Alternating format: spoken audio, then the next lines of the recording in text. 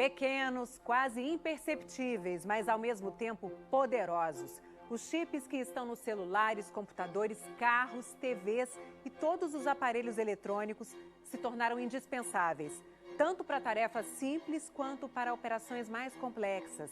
Tão importantes que estão no centro de uma perigosa batalha tecnológica entre Estados Unidos e China.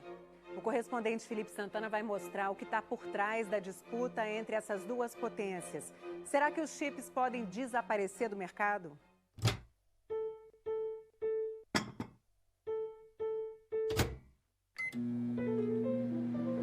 Você pode não se dar conta, mas eles estão escondidos bem embaixo do seu nariz. Sua geladeira tem chips, seu micro-ondas, seu celular tem chips, sua cafeteira, a lâmpada de LED, seu computador, um super avançado. Seu cartão de banco tem um chip, a televisão também. Os chips estão em computadores e celulares, claro, mas até nos carros. Um carro novo tem em média 1000 chips. Máquinas de lavar louça têm chips, cafeteira também. Praticamente qualquer coisa com um botão de ligar e desligar. As fábricas funcionam 24 horas por dia, produzem mais de 2 trilhões de chips por ano. Cada um deles pode ter mais de 8 bilhões de partes. Só essa fábrica produz em poucos meses 1 quintilhão dessas partes, é um número com 18 zeros. 90% dos chips mais avançados do mundo, necessários para desenvolver inteligência artificial, por exemplo, saem dessa única empresa. E essa empresa fica aqui em Taiwan. Por isso que a ilha se tornou o centro de uma disputa política e econômica entre China e Estados Unidos. E quando uma mercadoria passa a ser tão disputada, as coisas podem não acabar bem. Desculpa, mas para começar essa reportagem a gente vai ter que falar um palavrão. Semicondutores. Essa palavra significa exatamente o que o nome diz. São materiais que semiconduzem a energia elétrica. Porque tem muitos materiais que conduzem a eletricidade. O ouro, por exemplo. Você quer um teste para a gente ver se ele é um condutor ou não. Viu? Conduz, a energia elétrica passa por dentro dele. A água, quando tem impurezas, também. Agora, a borracha não conduz energia elétrica, é um isolante. Por isso, sua mãe sempre manda você se calçar na hora de trocar uma lâmpada. Mas tem alguns poucos materiais no mundo que depende. Eles conduzem ou não, dependendo do estímulo que recebem. Esses sim são os semicondutores. Você pode achar que esse é só o melhor lugar do mundo para tomar uma caipirinha, mas a areia é feita de silício, que é o semicondutor mais abundante do mundo. Depois de derretida, retiradas as impurezas, ela fica assim. Uau, é pesado, é pesado. Esse aqui é o silício. Essa aqui é uma fatia de silício, é uma fatia disso aqui, e é aqui que vão ser gravadas as informações para fazer um chip. São esses quadradinhos aí. A gente pode dizer para os chips se a gente quer que a eletricidade passe ou não. Se passa, é 1. Se não passa, é 0. E 0, 1, 0, 1, 0, 0, 0, 1, 1 se transformam como mágica em fotos, vídeos, textos, inteligência artificial, armas de guerra superpotentes e no meme do gatinho tocando piano. É a base do sistema dos computadores. O meme do gatinho não existiria se não fosse essa região dos Estados Unidos, onde antes se plantava apenas fruta. Mas nos anos 1950, a Califórnia recebeu dinheiro do Departamento de Defesa americano para construir armas de guerra mais potentes. Bombas com GPS para caírem no alvo desejado. Não é exagero dizer que foi por causa disso que hoje os Estados Unidos são tão poderosos. Se essa região fosse um país, hoje seria o mais rico do mundo. Mas não rico em cartões postais. Esse prédio aqui é um dos principais deles. Na placa se lê: aqui foi criado o primeiro chip comercial, que mudou profundamente a vida de pessoas do mundo inteiro. Ele era aqui pensado, produzido, fabricado, saía daqui pronto. Foi por causa da história dessa fábrica que depois essa região foi apelidada de Vale do Silício. O Alexandre é professor na universidade mais importante do Vale do Silício, Stanford. Ele coleciona computadores antigos. Aí aqui estamos... Ó, uma cidade. Pois é. Aí você compara e fala, poxa, isso aqui infinitas vezes melhor em todos os sentidos do que tudo isso. Isso aqui é um computador completo. Os chips evoluíram muito desde que foram criados. Você vê que os processadores eles eram meio que nessa linha, assim, né? E hoje em dia eles são pastilhas super fininhas. Um dos inventores do chip, Gordon Moore, previu que a cada ano e meio eles seriam menores e teriam o dobro da potência. Essa regra ficou conhecida como Lei de Moore e governa o Vale do Silício. Tanto que hoje a gente tem um computador potente na palma da mão. É lindo, né? Se você olhar uma obra de arte, você pegar algo que assim é infinitas vezes mais poderoso do que tudo isso aqui, em gráfico, em som, em tudo.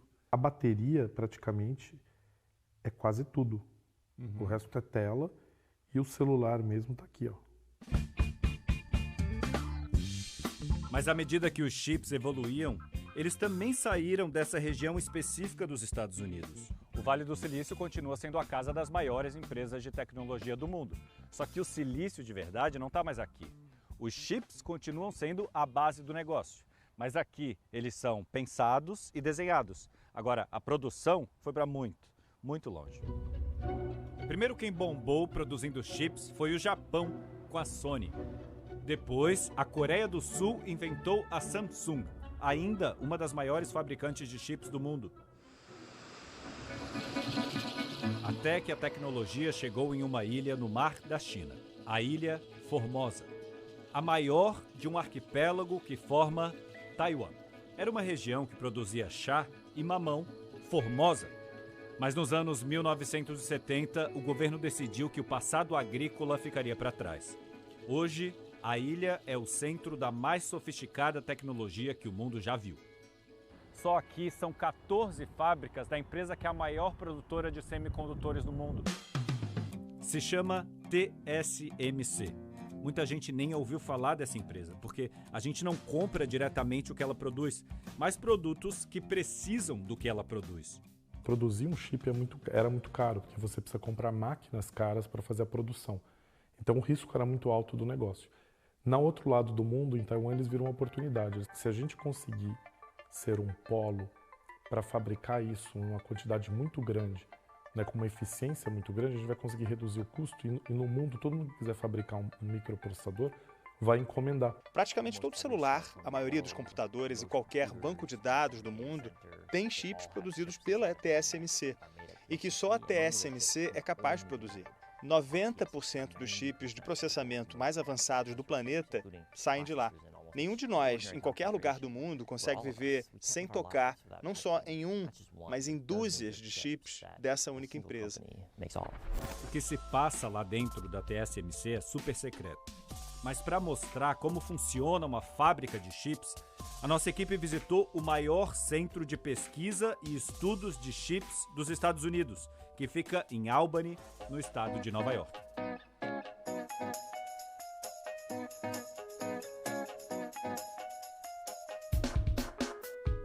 Essa é a roupa que todo mundo tem que usar antes de entrar numa fábrica de chips, parece de astronauta, mas é que lá dentro não pode entrar nada de fora. Uma partícula de poeira pode afetar o funcionamento das máquinas e destruir milhões de chips. Nada aqui é para te proteger. Isso tudo é para proteger o silício.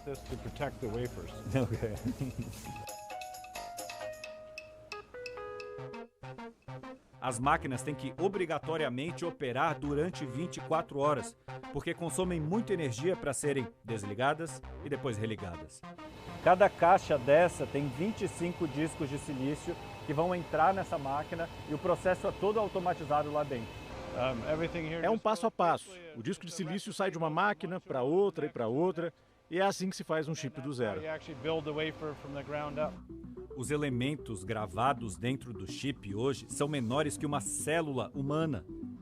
Quanto menor e mais potente o chip, mais caro é o processo. No microscópio dá para ver como lá dentro ele parece uma cidade inteira, é tecnologia de ponta. Cada um desses tubos é de um gás diferente, muitos deles tóxicos, que vão abastecer só essa máquina. Uma máquina dessas chega a custar mais de R$1,5 bilhão de reais. Para abrir uma fábrica pequena de chips, são mais de 100 bilhões de reais. E para que comece a dar lucro, são anos. O segredo de sucesso da TSMC em Taiwan é que as fábricas produzem milhões de chips por dia. Os turnos dos funcionários do chão da fábrica são de 16 horas. Eu acho que a cultura corporativa criada na TSMC é extraordinária, sem dúvida. Mas o maior pulo do gato deles foi integrar os processos avançadíssimos de pesquisa e desenvolvimento a uma fabricação em larga escala. As últimas descobertas científicas se transformam muito rapidamente em produção ininterrupta de milhões e milhões de chips. Nos Estados Unidos, o turno de trabalho é menor, 12 horas. Mesmo assim, não é fácil achar candidatos. Porque eles têm que ser aprovados pelo Departamento de Defesa, que tem medo que segredos industriais vazem para rivais, como a China. O que significa que a dependência de Taiwan ainda vai provavelmente durar décadas. E por isso que os Estados Unidos tomaram uma decisão que surpreendeu o mundo. Proibiram Taiwan de exportar os chips para a China. Mais do que isso, as sanções americanas proíbem qualquer empresa, de qualquer lugar do mundo, que use equipamento americano de vender chips para a China. E também proíbe cidadãos americanos de trabalhar em empresas de semicondutores da China. A justificativa é que os chineses querem desenvolver armas táticas de guerra. Afinal, foi para isso que nos anos 1950 os Estados Unidos quiseram produzir chips em primeiro lugar. Para os chineses foi uma afronta. O país gasta hoje com chips mais do que com petróleo. Para a China, Taiwan é parte do país. É uma província apenas temporariamente rebelde. A história é, no mínimo, interessante. Durante as primeiras décadas do século XX, a China viveu uma guerra civil em que os comunistas tentavam chegar ao poder. Em 1949, eles conseguiram e é o mesmo partido que continua lá até hoje. E o cara que era o líder do país, o Chiang Kai-shek, fugiu para Taiwan, então uma província chinesa, e levou uma boa parte das famílias mais ricas do país. De lá, ele decretou que continuava comandando a China inteira e a nova capital do país seria Taipei. Desde então, Taiwan se desenvolveu, tem um governo autônomo e democrático, estreitou laços com os Estados Unidos, mas nunca sequer pediu independência. Hoje, a opinião pública em Taiwan não é a favor da unificação, mas eu acho que o presidente Xi Jinping, pessoalmente, quer essa unificação. O assunto Taiwan é problema da China e só da China. Nosso esforço é por uma reunificação pacífica, mas nós nunca prometemos renunciar ao uso da força. E nós nos reservamos a possibilidade de tomar qualquer medida necessária. Isso se dirige a forças externas e não, de forma alguma, aos compatriotas de Taiwan. Os Estados Unidos prometem defender. Se necessário, você está disposto a se envolver militarmente para defender Taiwan? Sim. Você está? É o compromisso que assumimos. A China precisa do acesso aos chips de Taiwan, mas hoje os Estados Unidos têm presença militar em Taiwan. Então a China vive um dilema, porque ela precisa dos chips que são produzidos em aliados americanos. Se a China usar a força, arrisca disparar uma guerra contra os Estados Unidos. Ao mesmo tempo, os Estados Unidos agora vão investir 52 bilhões de dólares para trazer de volta para cá a produção de chips. Do mesmo jeito que era feito naquela fábrica há mais de meio século no nascimento do Vale do Silício.